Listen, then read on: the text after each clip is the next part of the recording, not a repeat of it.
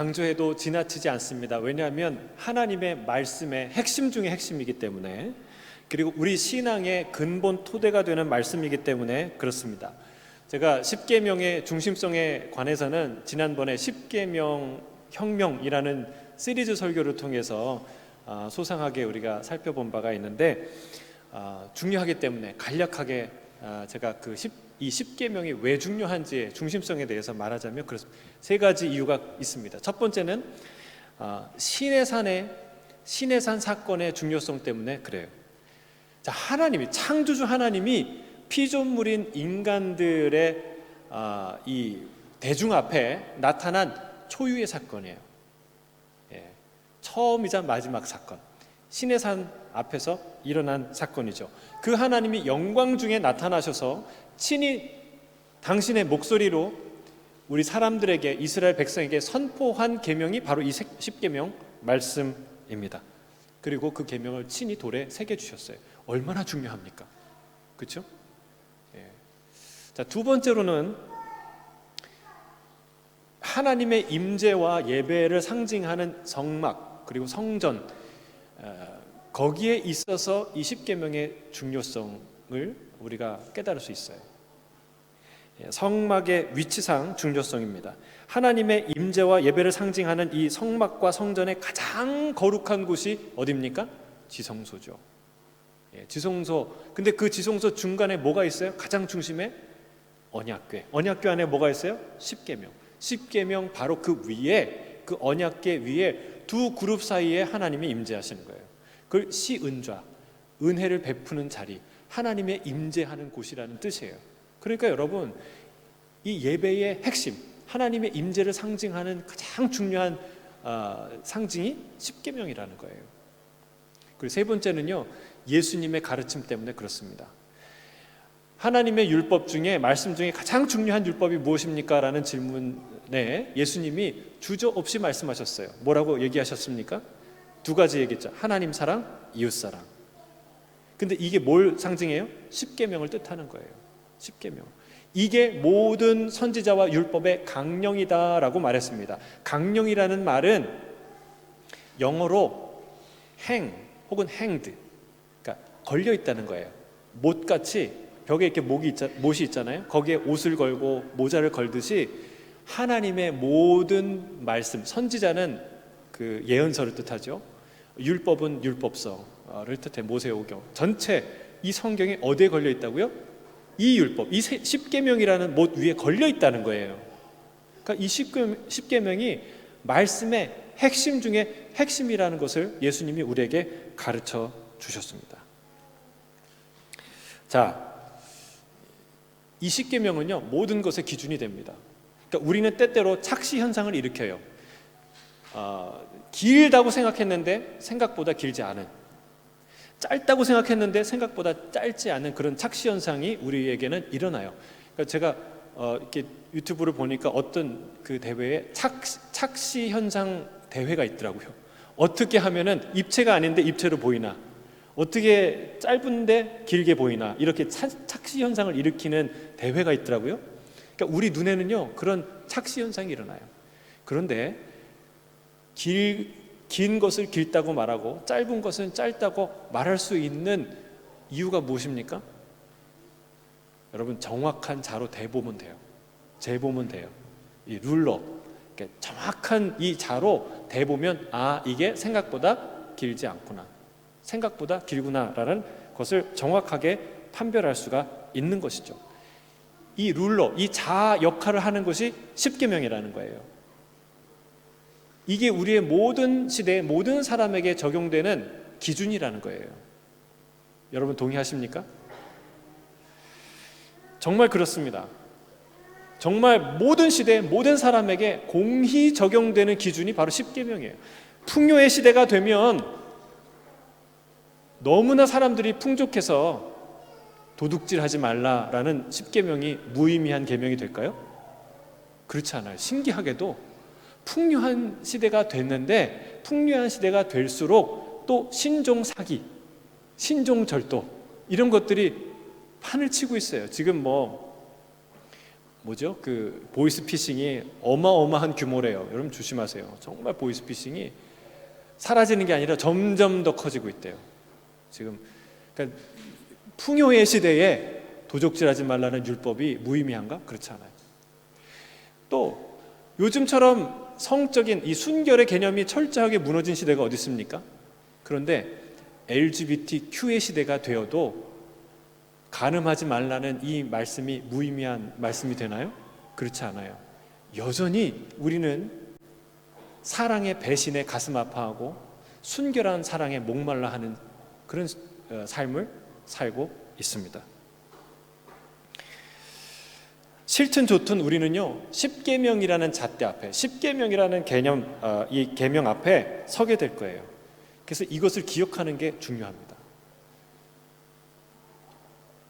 여러분 이 말씀을요 꼭 암기하시고 기억하시고 반복하시고 연구하시고 그리고 묵상하시는 게 필요합니다. 왜냐하면 바로 여기에 창조주 하나님이 우리에게 주신 온전한 삶에 대한 지혜와 지식이 이 안에 있기 때문에 그렇습니다. 진실로 십계명은요 우리의 삶을 혁명적으로 바꾸는 그런 기준이요 방향이죠. 생각해 보세요. 거짓말하는 것이 거짓말을 마음대로 하는 것이 우리의 삶을 혁명적으로 바꿀까요? 거짓말을 안 하는 것이 우리의 삶을 혁명적으로 바꿔놓을까요? 자, 도둑질을 마음대로 남의 것도 내 것, 내 것도 내 것 이렇게 사는 그런 삶이 세상을 혁명적으로 바꿀까요? 아니면 그 어떤 것도 도둑질하지 않는 그런 삶이 이 세상을 바꿀까요? 고민할 필요가 없어요. 후자죠. 내가 우리 집을 살기 좋은 더 멋진 집으로 혁명적으로 확실히 바꿔보겠다. 그러면 여러분 그냥 가만히 청소 안 하고 그냥 내비두는 그런 삶이 내 가정을 바꾸겠습니까? 아니면 열심히 청소하고 부지런히 청소하고 치우는 것이 내 삶을 바꾸겠습니까? 후자죠. 후자예요. 여러분 우리 가운데 당장 거짓말하면 이익을 볼 것 같아요. 당장 거짓말하면 위기를 넘어갈 것 같아요. 그런데 이 거짓말이 얻는 이익보다 이 거짓말 때문에 무너지고 손해보는 것이 어마어마하게 더 크다는 거예요. 거짓말이 사라지면 관계의 질이 바뀝니다. 신뢰가 쌓이면요 그 관계의 깊이가 달라져요. 여러분 우리 사이에 거짓말이 사라지면 여러분 부부 관계가 달라질 거예요. 가정의 분위기가 달라질 거예요. 이 사회에 도둑질이 사라지면요 이 사회는요 혁명적으로 바뀌어요. 놀랍고 안전하고 풍요롭고 창의적인 사회가 될 거예요. 세상이 바뀌는 것이죠. 여러분 모든 혁명적인 변화의 씨앗이 어디에 있습니까? 이 십계명 안에 있다는 사실을 우리가 알아야 해요. 그래서 우리가 십계명에 주목해야 되는 이유는 싫든 좋든 창조 세계, 하나님이 창조하신 이 세계에 실제하는 가장 위대한 질서요 법칙이기 때문에 그렇습니다. 그 어떤 법칙보다 위대하고 그 어떤 물리 법칙보다 과학의 법칙보다 우리의 삶을 실제적으로 우리의 삶에 실제적인 영향을 미치는 근원적인 법칙이기 때문에 그렇습니다. 우리의 삶이 왜 고통스러울까요? 왜 힘들까요? 이 법칙을 어기고 살기 때문에 그래요. 이 법칙을 살면서요 세상에 존재하는 물리적인 법칙을 무시하면서 살아보세요. 얼마나 불편한지. 예를 들면 누워서 잠을 자는 것도요 중력의 법칙에 순응하는 거예요. 자, 오늘부터 나는 중력의 법칙에 구애받지 않는 인생을 살 거야. 서서 주무셔 보세요. 자, 오늘부터 서서 잔다 생각을 해보세요.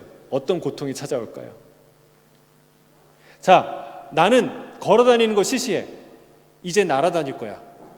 모든 중력의 법칙, 만유인력의 법칙은 나는 상관없어. 자, 빌딩에서 뛰어내려 보세요. 어떻게 될까요? 그때 진짜 알게 되는 거야. 아, 중력의 법칙이 있구나. 아무도 벗어날 수 없구나. 그걸 깨닫는 순간 저 세상 사람이 되는 거죠. 여러분, 중력을 거스르는 삶이 말할 수 없는 불편을 가져오듯이 이 십계명을 거스르고 무시하는 삶 때문에 우리의 인생은 매우 힘들고 피곤하게 된 것입니다. 반대로 우리가 언제 우리의 삶이 편안해질까요? 여러분 서서 자지 않고 누워 자면 돼요. 법칙에 순응하면 돼요. 이 10계명을 우리가 받아들이고 하나님의 말씀대로 살 때 우리의 삶은 평온해지고 편안해지고 행복해지고 풍성해질 줄로 믿습니다. 여러분 이 10계명 안에 행복의 비밀들이 담겨 있어요. 행복의 지혜와 단초들이 지혜와 지식들이 이 10계명 안에 있다는 거예요. 저는 여러분 이 10계명을 통해 더 아름다운 인생, 더 아름다운 삶을 향한 방향을 날마다 수정하길 바라고 그런 놀라운 아름다운 삶으로 나아가는 저와 여러분이 되시기를 주의 이름으로 축복합니다. 자, 하나님이 지으신 이 창조 세계의 첫 번째 원리와 법칙은 무엇인가? 자, 오늘 본문 1절 2절 같이 읽겠습니다. 본문 1절 2절. 자, 시작. 하나님이 이 모든 말씀으로 말씀하여 이르시되 나는 너를 애굽 땅 종 되었던 집에서 인도하여 낸 내 하나님 여호와니라. 자, 10계명의 출발점이 여기라는 것을 기억해야 돼. 어디입니까? 이스라엘의 하나님. 온 세계의 하나님, 애굽의 군대와 그 막강한 신들을 벌하신 하나님, 홍해를 가르신 하나님, 독수리 날개로 이스라엘을 업어서 인도하신 하나님, 지금 시내산 위에 불꽃처럼 임하셔서 말씀하시고 그리고 계명을 주시는 선포하신 바로 그 하나님을 인식하는 데서 이 모든 계명이 출발한다는 사실이에요. 여러분 하나님을 경외하십니까? 하나님을 경외하는 것, 여러분 그것은 막연한 종교심이 아니에요. 그냥 막연한 경건함이 아니에요. 이스라엘의 하나님, 출애굽의 바로 그 하나님 앞에서 그분 때문에 느끼는 두려움, 떨림, 경외함, 그거예요. 여러분 하나님을 경외하지 않는다면 이 10계명이 하나도 소용이 없어요. 이 10계명처럼 우스워지는 게 없어요. 한 귀로 듣고 한 귀로 흐르면 돼요. 20절도 안 돼요. 그냥 듣고 중요하구나 그리고 그냥 상관없이 살면 돼요. 여러분 가인이 그랬어요. 가인이 하나님이 와서 분명히 말씀하셨죠. 경고하셨죠. 그러나 그 경고를 흘려 듣습니다. 왜 그렇습니까? 하나님을 두려워하는 마음이 그 마음에 없기 때문에 그래요. 가인이 하나님을 두려워하지 않는다는, 하나님을 두려워하는, 경외하는 마음이 없다는 것을 어디서 알 수 있을까요? 그가 동생과 같이 예배를 드렸는데, 제사를 드렸는데 동생의 제물을 하나님이 받으셨는데 자신의 제물을 하나님 받지 않으셨어요. 그때 한 행동이 뭐예요? 분노했어요. 분노. 그게 하나님을 경외하지 않는다는 결정적인 증거예요. 여러분 진짜 하나님을 두려워했다면, 하나님을 경외했다면 그 현장에서 어떻게 했을까요? 자기를 돌아봤을 거예요. 큰일 났네. 내가 뭘 잘못했지? 하나님이 뭘 문제 삼으시지? 내가 뭘 바꿔야 되지? 하나님이 받지 못하는 예배를 내가 드렸네. 어떡할까? 자기를 돌아보는 그런 행동을 했을 거예요. 그러나 그는요 분노했습니다. 여러분 분노라는 감정을 잘 우리가 들여다볼 필요가 있어요. 억울하고 화가 나고 분통이 터질 때 하나님 앞에서 깊이 자신을 돌아봐야 돼요. 여러분 가인처럼 그 분노 속에는 하나님을 경외하지 않는, 하나님의 존재를 우습게 여기는 마음이 깊이 숨어 있을 수 있기 때문에 그렇습니다. 분노는 자기를 피해자로 만드는 이 마법의 힘이 분노 안에 있어요. 그래서 분노를 쏟아내는 것이 정의의 실현이라고 착각하게 우리를 만들어요. 하지만 가인의 분노 속에는 뭐가 있었어요? 하나님을 경외하지 않는 마음, 그것 때문에 분노했던 거예요. 여러분 하나님을 경외하지 않는다면 하나님의 말씀이 안 들려요. 들어도 들리지 않아요. 여러분 참으로 하나님을 두려워하는 마음을 갖게 되기를 주의 이름으로 축복합니다. 그게 말씀의 시작이에요. 그거 없으면 20계명 외워도 상관없어요. 아무리 들어도 상관없어요. 아무리 연구해도 상관없어요. 하나님을 경외하고 두려워하는 마음이 없다면 소용이 없어요. 어떤 목사님이 하나님을 경외하게 된 계기에 대한 이야기를 한 적이 있어요. 제가 그걸 들었는데 미국 목사님이에요. 어렸을 적에 청소년 시절에 교회에서 부흥 집회를 했어요. 그 부흥 집회를 했는데 80세가 되는 그 나이시 지긋이 든 목사님이 청빙 강사였어요.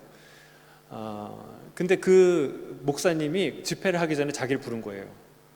어떤 퍼포먼스, 그 예배 중에 퍼포먼스를 할 건데 네가 그 역할을 맡아달라고.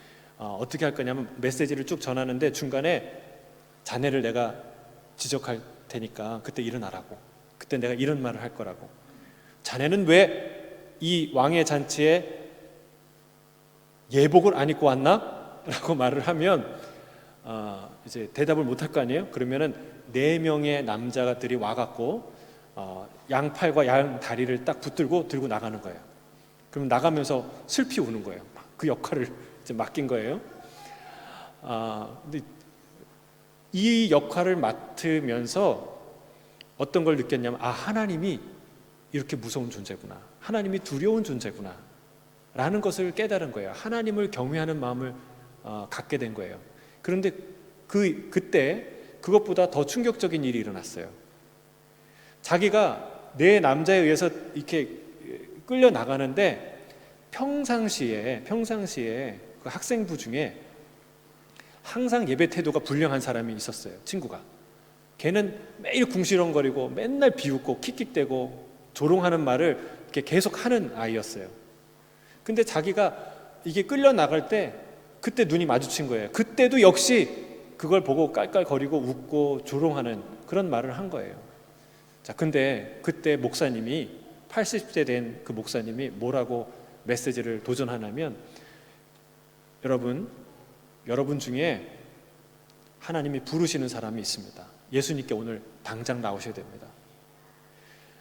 오늘 마지막 기회로 당신을 부르십니다. 당신이 이 기회에 주님께 나오지 않는다면 다시는 기회를 얻을 수가 없을 것입니다. 라는 얘기를 하신 거예요. 그러니까 그 당시에 깜짝 놀랐대요. 그런 얘기를 콜링을 여러 번 들었지만 그런 콜링을 처음 들었고 자기도 그런 걸 한 번도 해본 목사지만 지금 그런 설교를 한 적도 없는 그런 강력한 메시지를 80세 된 그 목사님이 하신 거예요.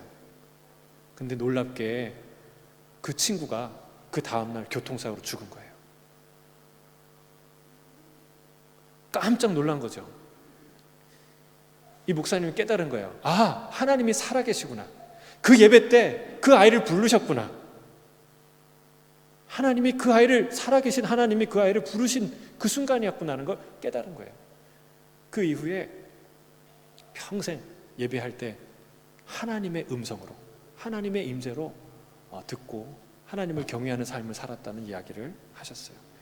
사랑하는 성도 여러분, 지금 이 말이 그냥 젊은 목사의 말이다 라고 여기는 사람은요 하나님의 말씀으로 들리지 않는 거예요. 전능하신 하나님이 지금 바로 나에게 하시는 말씀이라고 여기지 않는다면 아무리 성경을 읽어도 아무리 말씀을 들어도 무슨 소용이 있겠습니까? 여러분, 실은 이게 모든 계명의 근간이에요. 모든 계명은 이 토대 위에 세워지고 이 계명으로 수렴됩니다.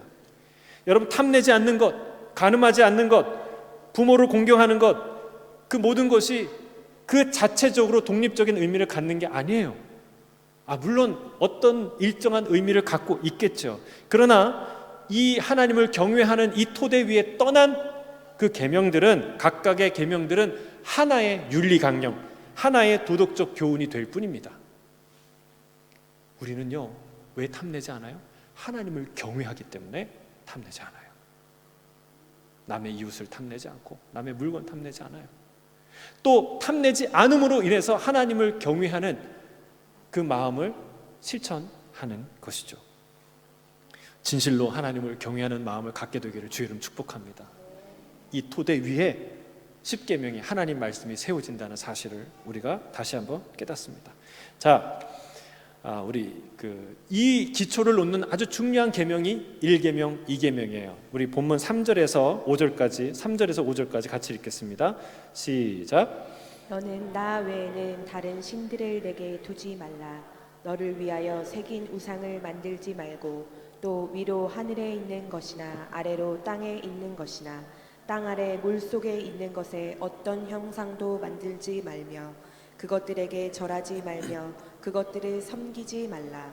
나 내 하나님 여호와는 질투하는 하나님인즉 나를 미워하는 자의 죄를 갚되 아버지로부터 아들에게로 3, 4대까지 이르게 하거니와. 자, 십계명은 반드시 외워야 됩니다. 모든 우리가 숙지하고 암기해야 될 모든 사실 중에, 법칙 중에 가장 중요한 법칙이 이 십계명이기 때문에 여러분 암송해야 돼요. 1절부터 17절까지 다 암송하는 게 제일 좋지만 그렇지 않더라도 십계명은 바로바로 튀어나올 수 있도록 여러분 기억하고 있어야 돼요. 첫 번째 계명이 뭐예요? 나 외에는 다른 신을 내게 두지 말라. 따라하겠습니다. 시작. 나 외에는 다른 신을 내게 두지 말라. 두 번째는 뭐예요? 너를 위하여 새긴 우상을 만들지 말고 그것에 절하지 말고 그것들을 섬기지 말라라는 거예요. 자, 시작.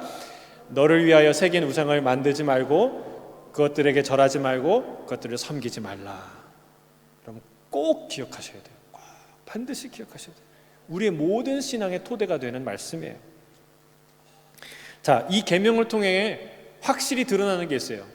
우리 안에 빛이 임하면 어둠이 드러나듯이, 이렇게 흉이, 더러움이 드러나듯이 이 말씀 앞에 섰을 때 우리에게 드러나는 한 가지가 있습니다. 그것은 뭐냐? 우리를 가장 불행하게 만드는, 우리를 가장 처참하게 만드는 끔찍한 죄가 하나 드러나는데 그것이 바로 뭐냐면 여호와 하나님을 나의 하나님으로 믿고 섬기지 않는다는 거예요. 그래서 여러분, 인간이 지을 수 있는 가장 처참한 죄는 무엇이냐? 살인죄도 아니에요, 간음도 아니에요, 도둑질도 아니에요. 여러분, 인간이라는 탈을 쓰고 할 수 있는 가장 끔찍한 죄는 뭐냐? 살아계신 하나님을 믿지 않고 멸시하고 무시하는 거예요. 그게 사람이 저질 수 있는 가장 끔찍한 죄예요. 마치 이것은 지구상에 살면서 중력의 법칙을 무시하고 인정하지 않겠다고 선언하는 것과 똑같아요. 마치 이 호주에 살면서 호주의 모든 정부의 권한들을, 법들을 무시하면서 그거 지키지 않겠다고, 난 상관없이 살겠다고 선언하는 것과 똑같아요. 남의 집에 살면서 그 집 주인의 이 권리와 모든 행세를 다 인정하지 않겠다고 하는 것과 똑같아요. 여러분, 그러면 편안할까요? 그렇게 선언하면 편안할까요? 아니에요. 혹은 어떤 일정 기간은요, 평안을 유지할 수 있어요. 그 집주인이 참아줄 때까지, 그 집주인이 기회를 줄 때까지, 그 집주인이 몇 날 며칠까지 나가라고 통고했는데 그 날이 올 때까지는 그냥 잠시 평안을 누릴 수 있어요. 그러나 여러분, 평안한 삶입니까? 그렇지 않아요. 그 과정도 불편하고, 그리고 그 날이 오면 반드시 집에서 쫓겨나게 되어 있어요. 이게 바로 이것이 우리가 저지르는 근본적인 죄라는 거예요. 실제 하시는 하나님, 살아계신 하나님, 전능하신 하나님, 만유의 하나님, 만인을 통치하시는 그 하나님이 지금 우리와 함께 하시는데 그 하나님을 멸시하고 무시한다? 여러분, 이게 있을 수 있는 죄냐? 있을 수 없는 죄예요. 제가 이렇게 성도님들이 사랑하고 존경해 주시고 그런 것 감사하죠. 근데 이렇게 누가 저를 멸시하고 무시하면 저도 사람인데 기분 좋을까요? 나쁠까요? 낙심이 뚝 돼요. 제가 그런 경험을 이번 순장 모임 할 때 제가 느꼈어요. 뭐냐면 순장님들이 저를 존경하고 사랑하죠. 그러니까 어떤 착각이 있었는데, 분명히 줌으로 우리가 금요일마다 하거든요. 근데 줌 켜놓고 음소거하지 않고 화면 틀어놓고 했는데 오신 분들한테 제가 안부를 물었어요. 저녁 맛있게 드셨어요? 잘 지내셨어요? 어떻게 했어요? 이게 물어보는데 대답을 안 하시는 거예요. 가만히 계신 거예요. 한 분도 그러고, 또 두 번째 오시는, 세 번째 오는 분도 그러는 거예요. 왜 그러지? 이런 적이 없는데. 알고 보니까 제 마이크가 성능이 좋아서 마이크 자체에 뮤트 기능이 있는 거예요. 그거를 제가 뮤트를 시켜놓고서 제가 막 말을 계속한 거예요. 그때 깨달았어요. 이 무시받는 느낌이 이럴 수도 있겠구나. 다행히 그냥 해프닝으로 지나갔는데, 여러분, 살아있는 사람에게 그 말을 못 들은 척하고 못 본 척하고 무시하는 것이 얼마나 큰 상처가 됩니까? 사람과 사람에게. 그런데 여러분, 살아계신 하나님, 우리를 사랑하신 하나님, 우리를 위해 자기의 하나밖에 없는 독생자를 주신 하나님, 정말 이 모든 것을 창조하시고 다스리고 통치하시는 그 하나님이 계신데, 그분을 뭐라 그러죠? 이렇게 얼굴에 뭘 깐다 그러죠? 모른 척한다? 무시한다?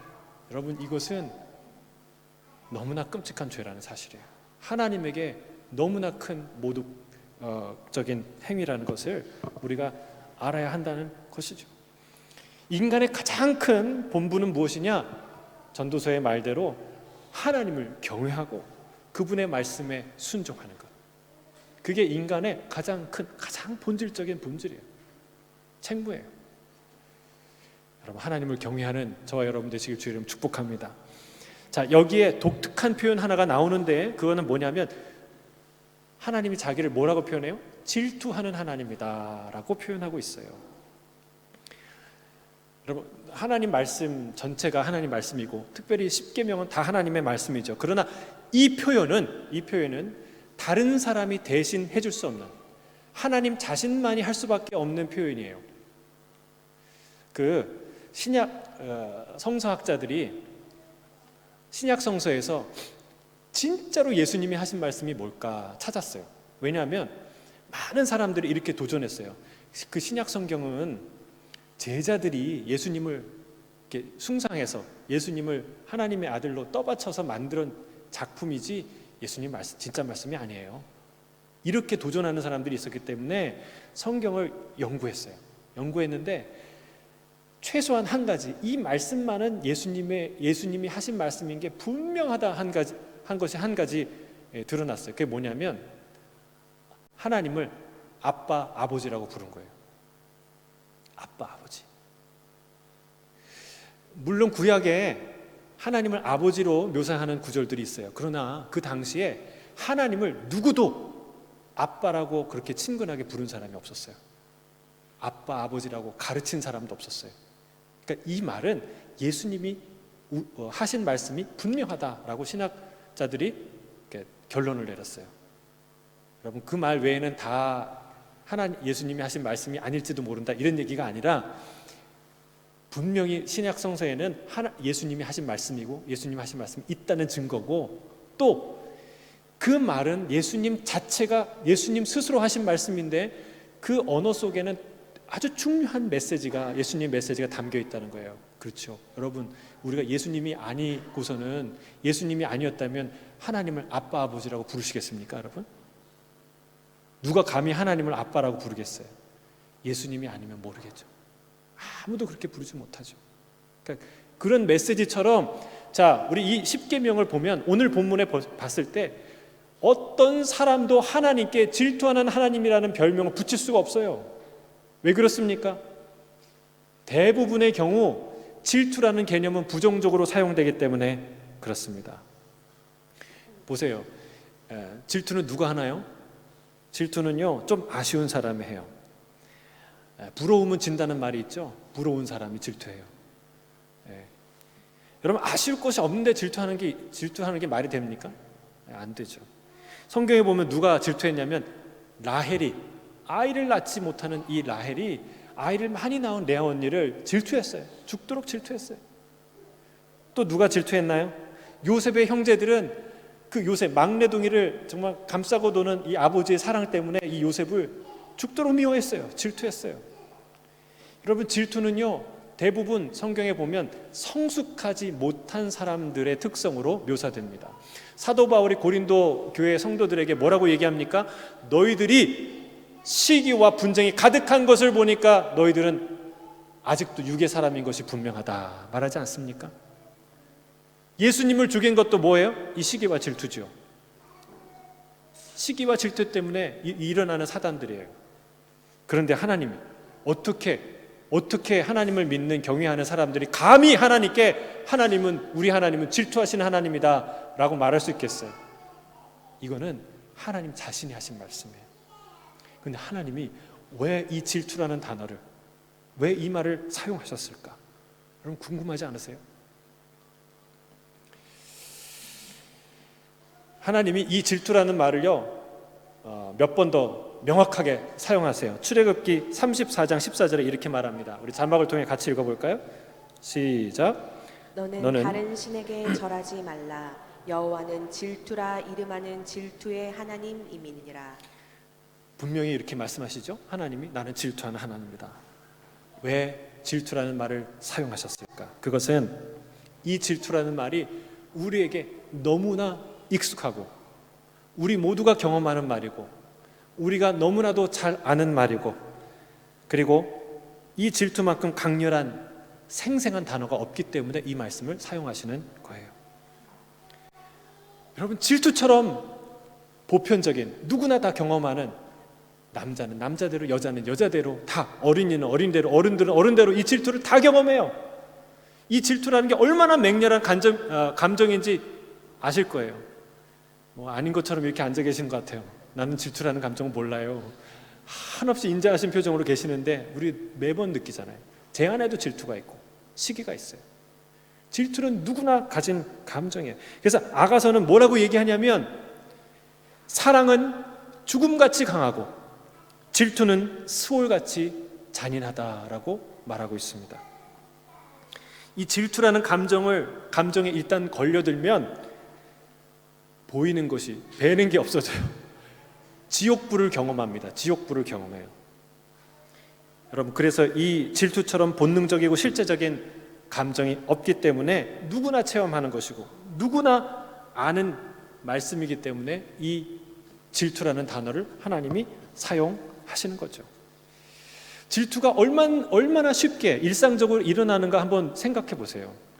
여러분, 사울 왕은요 딱 한마디에 그의 인생이 바뀌었어요. 이 마음에 질투가 불같이 타올랐어요. 뭐예요? 딱 한마디예요. 여인들이 노래하는 그 한마디 듣고 사울이 죽인 자는 천천히요 다윗은 만만이다 라고 노래하는 그 노래 하나 때문에 그의 인생이 바뀌었어요. 여러분, 우리는 그렇잖아요. 우리 담임 목사님이 누구 한 번 더 보셨다, 누구랑 말 한 번 더 했다, 이런 걸로 또 은근히 시기가 질투가 생기고 누구랑 더 친하고 누가 더 인정받고 누가 더 주목받으면 속에서 열불이 나고 누가 됐는데 누군 안 되고 누군 가졌는데 누군 못 가졌고 여러분, 이런 것이 수없이 우리 안에서 시기와 질투와 이런 감정을 일으키지 않습니까?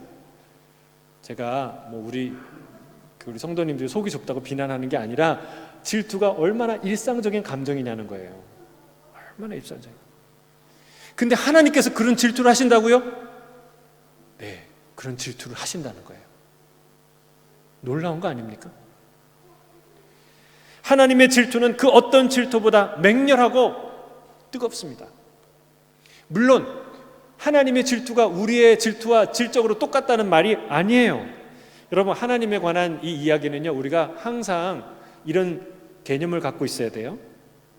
하나님에 관한 인간의 언어는 언제든지 상징과 비유일 뿐입니다. 진실의 일부를 드러내는 것이지 진실 자체를 드러내는 말은 없어요. 왜냐하면 하나님은 그 어떤 것도 제한할 수 없고 묘사할 수 없고 규정할 수 없는 분이기 때문에 그렇습니다. 그래서 여러분, 이 하나님은 질투의 하나님이다 라는 표현도 마찬가지예요. 그러나 이 표현을 우리가 한 게 아니라 하나님이 하셨기 때문에 이 표현 안에는 아주 중요한 생생한 의미가 담겨 있다는 거예요. 여러분, 어떤 의미로 우리는 질투한다는 말을 씁니까? 질투 안에는 이런 의미가 담겨 있어요. 너 아니면 안 돼. 뺏길 수 없어. 질 수 없어. 포기할 수 없어. 내가 꼭 이겨야 하고 내가 널 꼭 가져야 해. 이게 우리 질투의 마음이에요. 그렇죠? 그 마음을 우리에 대해서 그 마음을 하나님이 갖고 계시다는 거예요. 할렐루야. 놀랍지 않습니까? 만약 이게 사실이라면, 이게 진실이라면 정말 기절초풍할 일 아닙니까? 아니에요? 아닌 것 같은데. 여러분, 만약에 세상의 모든 걸 가진 남자가, 우리 여자분들 상상해 보세요. 결혼 정년기로 돌아가셔서 세상의 모든 걸 가진 남자, 미모와 학벌과 재산과 가정과 재능과 심지어는 성품도 젠틀해요. 따뜻해요. 그런 놀라운 남자가 나를 질투해. 나와 사랑을 못 나눠서 질투해. 속을 태워요. 그럼 여러분 행복하시겠습니까? 불행하시겠습니까? 그보다 행복한 일이 어딨겠어요? 여자들에게 행복감을 드렸으면 이제 남자들에게도 다시, 여러분 다시 젊었을 때로 돌아가셔서 모든 걸 가진 여인이 있어요. 세상에서 가장 이쁜 여인이에요. 미모와 학벌과 재산과 성품과 재능과 명예와 모든 걸 다 가진 여인이 나를 질투해요. 내 사랑을 못 가져서 질투해요. 행복하시겠어요? 안 행복하시겠어요? 이를 꼭 악물고 좋아하시는 미소가 번져가는 남자분들이 많은데, 그렇죠. 그것보다 더 행복한 일이 어디 있겠어요? 근데 여러분 상상해 보세요. 하나님이 어떤 분이세요?